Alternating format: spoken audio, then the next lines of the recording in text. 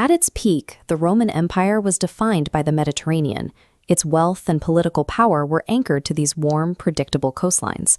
But just beyond the Rhine and the Danube lay a massive, uncharted void. This was a wilderness the Romans could map, but never quite master. Early Greek and Roman geographers were often working from a place of deep ignorance. They relied on broad geographical labels, like Celts or Scythians, to describe everyone in the north, missing the distinct affiliations of the tribes living there. This lack of precision was a strategic failure. That misunderstood wilderness was home to the specific warrior tribes that would eventually dismantle the Western Roman Empire. To understand why Rome fell, we have to look past the legions and look at the engine of the north. We need to see how a brutal environment produced a population with a radically different approach to survival and social organization. Ancient Germany was far larger than the Romans realized.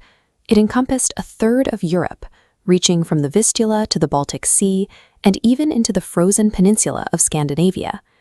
While the ancients saw a monolithic barbarian horde, the territory was actually a complex network of three distinct races. To the east were the slaves, or Vandals, who occupied the plains toward the Vistula. In the west, along the Rhine and the coastal islands, lived the Cimbric race, and in the vast center sat the Suevi, the group historians consider the real Germans.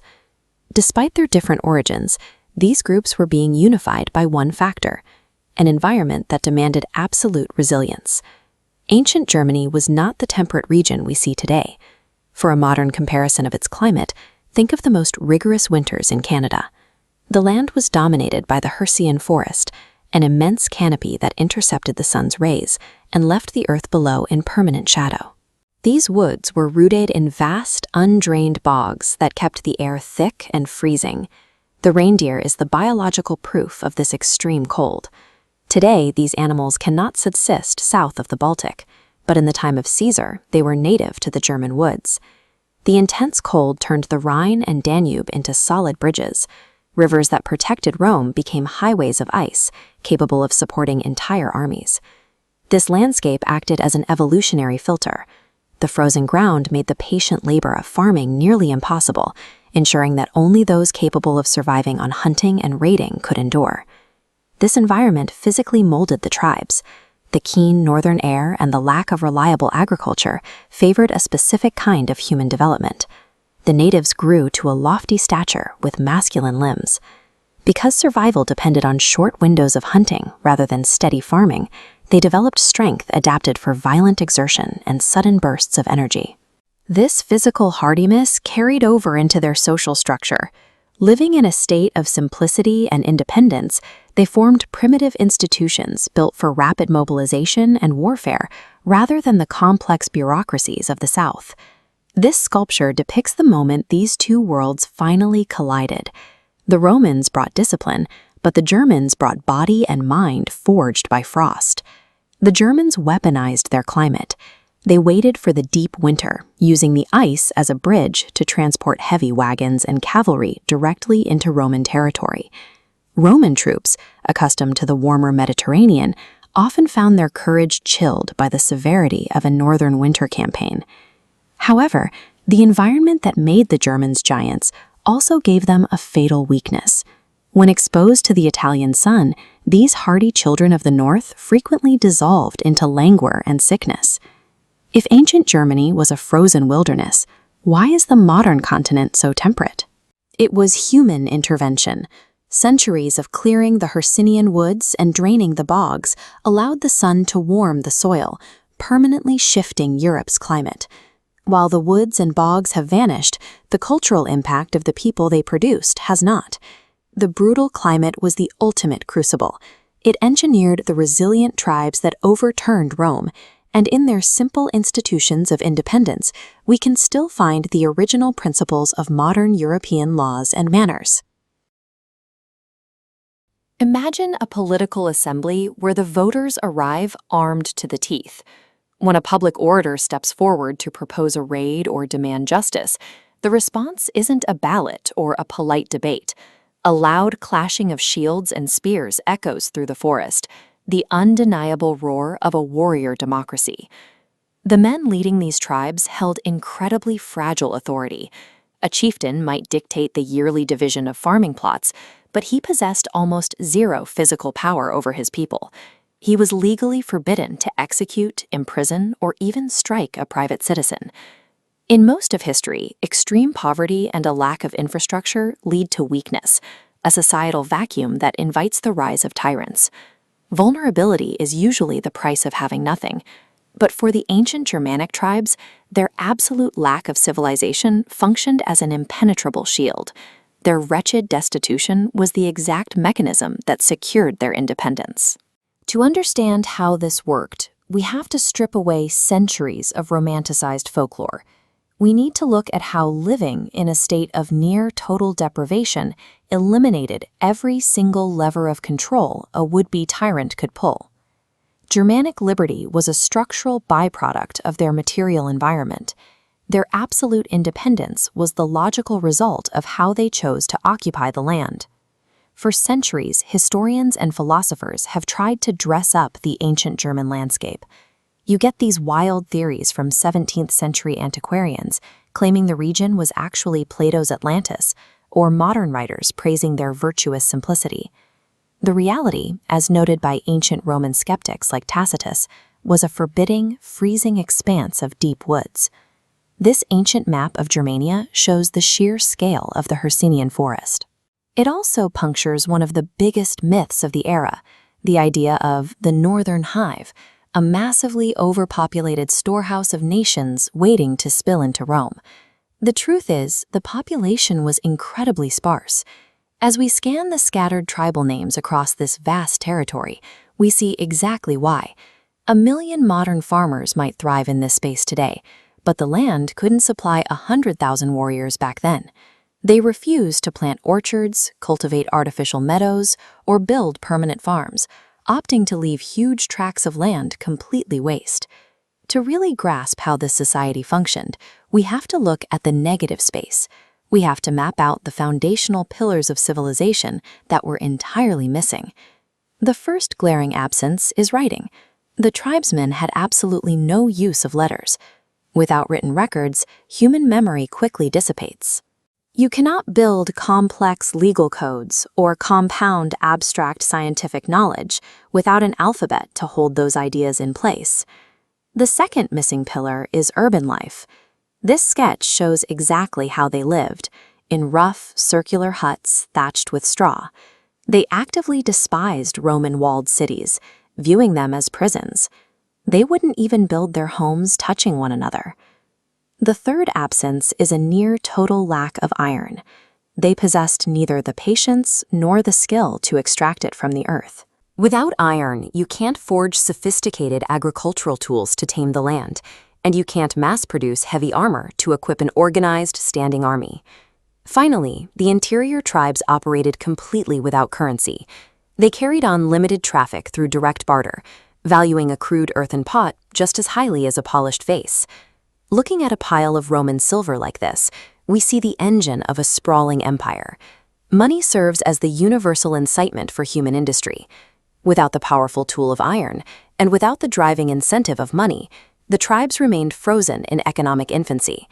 Crucially, without currency to tax or industry to monopolize, there was simply no mechanism for a centralized state to gather wealth or exert power. This lack of industry created a massive social void. During peacetime, the fierce Germanic warrior collapsed into supine indolence. The daily labor of managing the house, the fields, and the cattle was entirely delegated to the elderly, the women, and the slaves. To fill the dead hours of leisure, they turned to extreme vices. They brewed a strong, unrefined beer from wheat and barley, fueling drunken, chaotic assemblies that stretched for days and often ended in bloody brawls between friends and family. They also developed an obsessive addiction to gambling. A desperate player would wager his property, his weapons, and finally, on a single throw of the dice, stake his own physical liberty, patiently allowing himself to be bound and sold into slavery if the roll didn't go his way. These warriors existed in a state of constant tension, alternating between total sloth and frantic action. When beer and dice couldn't numb the pain of thinking or the weight of a stagnant soul, Only the violent emotions, the danger, and the physical exhaustion of the battlefield could restore their sense of existence. This chart tracks the relationship between fixed assets and political control. Human desires and physical possessions are the strongest fetters of despotism. Consider the tactical nightmare of trying to conquer or oppress these tribes. If a chieftain tried to declare himself king, what leverage did he have? There were no permanent walls to lay siege to, no vital irrigation networks to cut off, and no treasuries to confiscate. We know this correlation is accurate because of the one glaring exception in the region, the Swayones, a tribe on the Scandinavian coast. They actually valued riches. Because they accumulated wealth, they willingly submitted to an absolute monarch, who stripped the citizens of their weapons and locked them under the guard of a slave. The rest of ancient Germany looked at that kind of submission with disgust.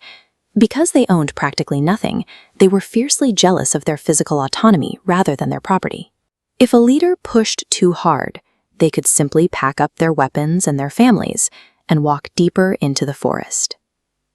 They lived harsh, brutally short lives, entirely devoid of art, science, and comfort. But by refusing to lay the heavy, permanent stones of civilized society, the Germanic tribes ensured they never accidentally built the walls of their own prisons. In the first few centuries AD, the forests of Central Europe held an estimated 1 million Germanic tribesmen, and every single adult male in this ancient warrior society was raised with a single, absolute purpose: to fight. They despised the sluggishness of peace. If a tribe's chief fell in battle, any warrior who survived him carried a permanent mark of shame. You either won alongside your leader, or you died protecting him. Directly across the borders of the Rhine and Danube rivers sat the wealthy Roman Empire. Rome was immensely wealthy, but it was heavily plagued by political instability and defended by an increasingly soft mercenary army. Yet from the Roman defeat of Varus in the year 9 AD all the way to the reign of Decius, a span of over 250 years, these terrifying neighbors made almost no material dent in the Roman provinces. Why did a culture engineered entirely for war fail to conquer a vulnerable neighbor for 2.5 centuries? The answer exposes the hard limit of individual violence when it collides with systemic, organized power. The Germanic military structure was highly personal. Young fighters pledged absolute loyalty to a specific chief. In return, the chief provided for his companions using the only currency they respected: war, plunder, and the violent glory of victory. This warrior culture also placed a unique weight on the role of women. Germanic tribes treated their wives as equals, routinely consulting them as vessels of divine, prophetic wisdom. This dynamic created a terrifying psychological anchor during combat. The women and children frequently stood at the edges of the battlefield. If the men faltered, they were met by the desperate screams of their own families, who would execute themselves and their children rather than be captured and sold into slavery. Behind this pressure was a dark spiritual engine. Their priests operated in ancient, shadowed forest groves, enforcing absolute submission to the gods of war through terror and human sacrifice. And before every clash, the tribal bards recited battle songs. They promised fighters that a violent death was the only valid ticket to an immortal paradise. Combine the threat of familial shame, the fierce expectations of their wives, and raw spiritual fanaticism, you produce a highly motivated, completely fearless infantryman. But motivation cannot forge metal. The Germanic tribes suffered from a massive structural deficit of iron. Because they lacked this crucial resource, most fighters charged into battle nearly naked. They carried basic wooden shields and a weapon called a framea, a simple wooden spear tipped with a narrow piece of sharpened iron. On the other side of the battlefield stood the Roman legionary, encased in a complete suit of armor, backed by heavy artillery, and holding a reinforced shield. The tribal warriors had exactly one tactical play: a massive and completely disorganized sprint directly at the enemy lines. If that initial chaotic charge was repelled, the barbarians lacked the training or discipline to rally their troops or organize a strategic retreat. A repulse instantly turned into a total slaughter. Unmatched bravery means very little when an unarmored, disorganized crowd slams into a highly disciplined wall of Roman iron. As this map shows, the bigger issue was political. Germany was not a single nation, but an extremely fragile web of over 40 independent tribes. The slightest insult during a hunt or banquet could spark a bloody, exterminating war between neighboring factions. Roman policymakers recognized this volatility and weaponized it. They knew they didn't have to defeat the millions of Germanic fighters in open combat. They just had to fund the chaos. Rome quietly directed resources to the frontier. They offered secret treaties to weaker factions, gifted luxury goods to rival chieftains to provoke jealousy, and used direct financial bribes to ensure the tribes stayed at each other's throats. The famous Roman historian Tacitus summed up this brutal foreign policy perfectly. He wrote that the empire attained the utmost verge of prosperity and had nothing left to demand of fortune, except the discord of the barbarians. A society consumed by its own internal resentments is already beaten. By fighting themselves, they did Rome's geopolitical work for them. The true danger of these northern tribes was proven by the one time they managed to cooperate, during the reign of Emperor Marcus Aurelius. A massive confederacy of tribes from the Rhine all the way to the Danube finally suspended their rivalries and attacked as a unified front. This combined assault nearly broke the Roman Empire. The invasion forced Rome into total economic desperation. To fund the defensive armies, Marcus Aurelius had to auction off the rich, luxurious furniture from the imperial palace. Rome eventually subdued the coalition, and the punishment was severe. The tribes were forced to retreat behind a 5-mile buffer zone, and the absolute best of their young warriors were deported to the remote island of Britain to serve as hostages and auxiliary soldiers. Raw courage and a culture built on warfare are irrelevant on the world stage without technology, discipline, and unity. For over 2.5 centuries, the Roman Empire survived not because its soldiers were physically stronger, but because its leaders knew exactly how to turn the barbarians' own pride and divisions against them.